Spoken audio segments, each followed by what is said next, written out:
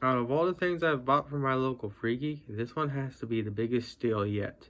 This is a fairly recent HP Workstation. I can't remember the actual model number and whatnot off the top of my head, but it's in the title of the video. I paid a total of $210 for it. Though if we want to get technical, I paid about $125. Reason why I say that is because it was just a bare bones unit, motherboard, case, and power supply for $90. I had 85 worth of store credit on me, and I had to pay $5 because I was $5 short on that. And then I had to buy a processor for 120 bucks. And if we want to get even more technical on how much I paid, I probably more than likely paid about $45 for this thing, because I bought a PlayStation 5 controller for my main computer here, but it did not work natively like I thought it would, so I returned it, got my 80 something dollars back, and I used that $80 to subsidize the purchase of the processor, and that's why I say I pay about like 45 or so dollars for this thing. Even still under those technicalities, or without those technicalities, I got this thing for a massive steal, because this thing still goes for about $600 to $1,000 brand new. With that said, I might as well go over the specs of this. It has an i5 10400, 32 gigs of RAM, and my RTX 3070. With that said, I just got done reinstalling Windows 10 on this thing. I already had obviously the RAM, storage, and GPU. I just had to buy a processor for it. So one of the little quirks of this particular HP workstation is the onboard motherboard NIC. For some reason or another, doesn't have Windows 10 drivers natively right out of the gate. So when I go to connect my Ethernet cable to this thing, it won't connect to the internet. I know you really can't see it, but I have the Ethernet cable plugged in. And even though it's plugged in, it doesn't want to connect to the internet. So I found that out over at FreeGeek, where luckily we have all sorts of components and whatnot, from wireless USB adapters and whatnot to actual NICs that we can plug into the PCI slots. So what I had to do over there was grab a NIC we had laying around to get this thing to connect to the internet. So luckily I have a NIC at the house, so I'm going to grab that. Luckily this NIC right here has native Windows 10 drivers right out of the gate. So all I gotta do is remove the bracket, plug it into the computer, turn the computer back on, and I'll be able to have internet again.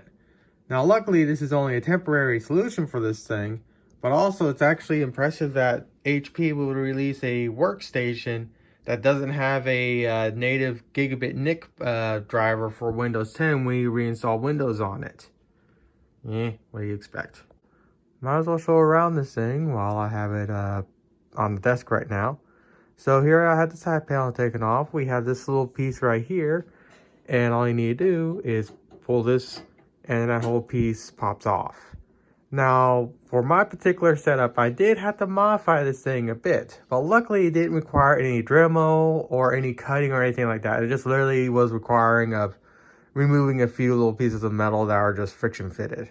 With that little cover turned off, one thing you'll probably note right out of the gate is this little fan right here. This little fan right here is actually meant to go with this little bracket I just pulled off. It actually goes onto this little guy right here. This is how that little bracket is supposed to go, and of course the fan goes into there and it exhausts air out the back right there. But like I said, since I'm using a Founders Edition 3070, it actually impacts the power cables. Now if I had a third party or like an MSI or something like that 3070, the power cables will actually be right here, and they would actually sit within this little well right here, and I wouldn't have to have this fan sitting like this. But with that said, this is a blessing in disguise, because I could actually make this fan be an intake and actually feed fresh air to both the video card and the power supply. I'll just have to make a custom little shroud for that and whatnot.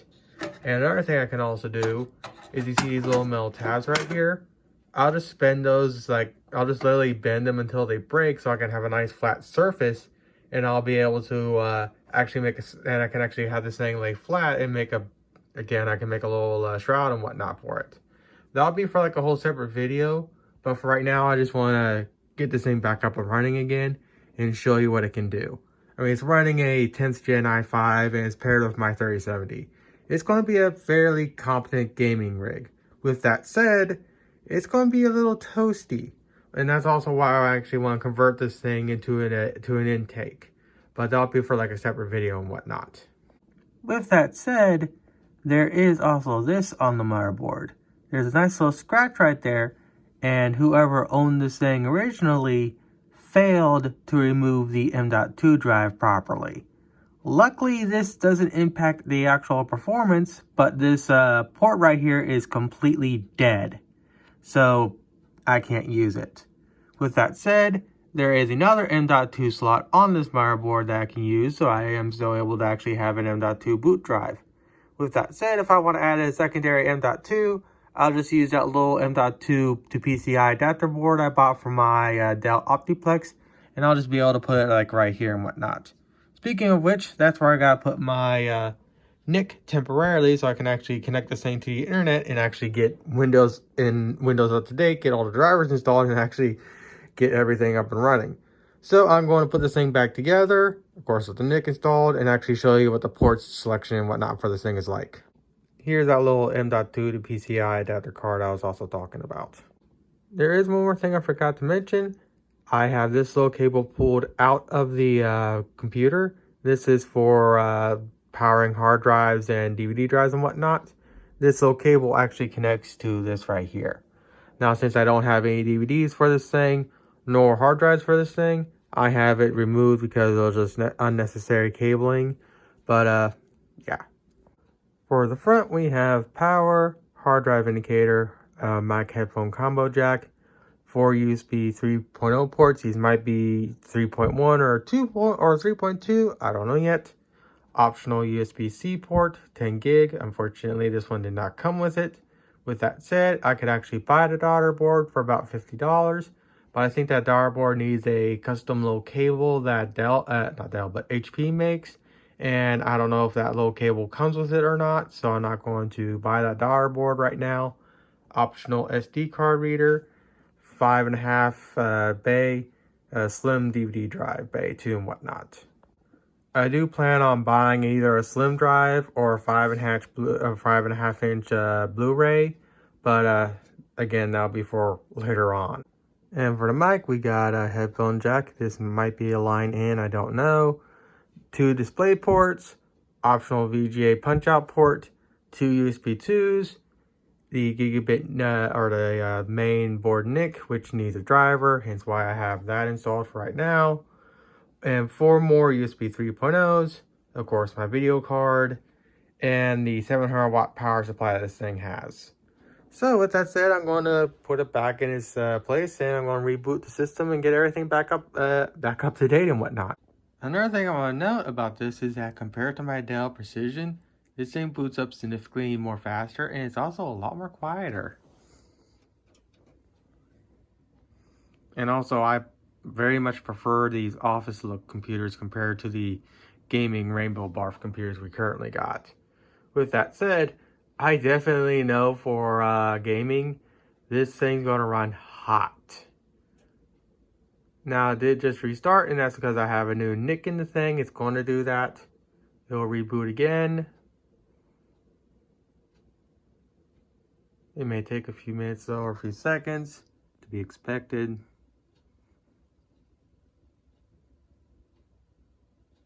Oh, HP. Sometimes I have to manually do it. I don't know why I didn't automatically reboot, but whatever. After manually repressing it, it fired up completely fine. I should now get internet on this thing, so yeah. And there we go.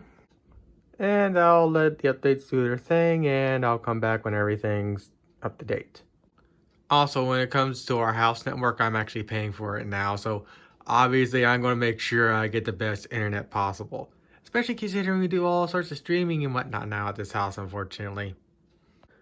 Alright, and with everything up to date, all the drivers installed, now the NIC on the motherboard itself actually starts working again. As you can see, it's now connected to the motherboard, compared to the PCI NIC I use to actually get internet and whatnot. So I'm going to pull that NIC out of the computer, and then I'll start installing some games. Then again, we have Cox Business Internet over at FreeGeek, and even though it's a business internet, it's literal garbage. One of my people I work with over there, she was downloading Doom Eternal, and she was saturating our network to where when I was trying to get updates for this thing, I sat there for 3 hours, and it took that long for us to figure out what was going on. Because when she's not downloading anything like that, we get about 12 megabytes a second. But when she was downloading Doom Eternal, it dropped down to like a megabyte. It was so ungodly slow. And it's a real shame they can't change out their internet to a better service provider. I have Ozark Go, and we get gigabit internet at my house. I would love for them to get gigabit internet over at FreeGeek. That's one place that desperately needs it. But unfortunately, Cox Internet is being Cox Internet, and there's a reason why we dropped them eons ago. Alright, so it's actually the next day. I got sidetracked doing other things. With that said, I'm currently in the process of downloading games and whatnot. And I think it is safe to say at the very least the port on the back of the motherboard is gigabit. I'm downloading Cyberpunk right now, and as you can see, I'm getting about 100 or so megabytes a second. Well, I was getting 100 megabytes a second, but now it's gone down to 90, but I was getting really fast download speeds, which is something that's quite nice, especially considering even on my main desktop here, which is, again, behind my TV, it rarely gets 100 megabytes a second. But this thing right here is actually gaining 100 megabytes a second. But, I guess that's one positive thing about getting an actual office-grade computer instead of a consumer-grade computer like I have, again, behind my computer here, or behind my TV here. And if you're wondering what I'm watching, I'm obviously watching DankPods. And the computer is right over here. Since there are already benchmarks out there for 3070, I'm not really going to do much, but I just want to show the general frame rate and whatnot. And for Cyberpunk, it's more than playable at 1440p high. With that said, I'm now going to try the one game I actually tend to play more often, Sea of Thieves. I should hopefully get at least 200 FPS, I think, though I think I'm going to be around 100 something. Alright, and just as I thought, I'm getting about 90 or so FPS in the port. I'm in Port Merrick now, that's the new name. And it's one of the more demanding ports, and frame rate rise is actually relatively fine. Now granted, I'm just sitting here and whatnot, but for a fairly demanding port, frame rate's maintaining itself just fine.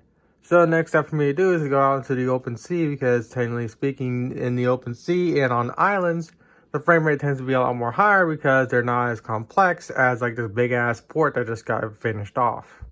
And in the open sea, I'm getting about 160 FPS. Would I like to get 200? Yes, but then again, I am running a 3070, and it is getting long in the tooth. With that said, there's no way in hell I'm getting a 4070. I got a 4080, but that's because I play at 4K on my main rig. I don't need the fucking 4080, especially considering the 4080 is like a 10% uplift.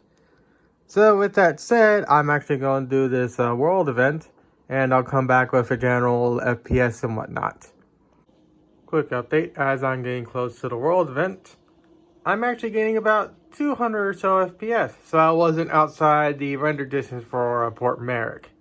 So, at least I am in fact getting my 200 FPS, but as I start loading into the island I'm about to go to, the frame rate dips quite a bit.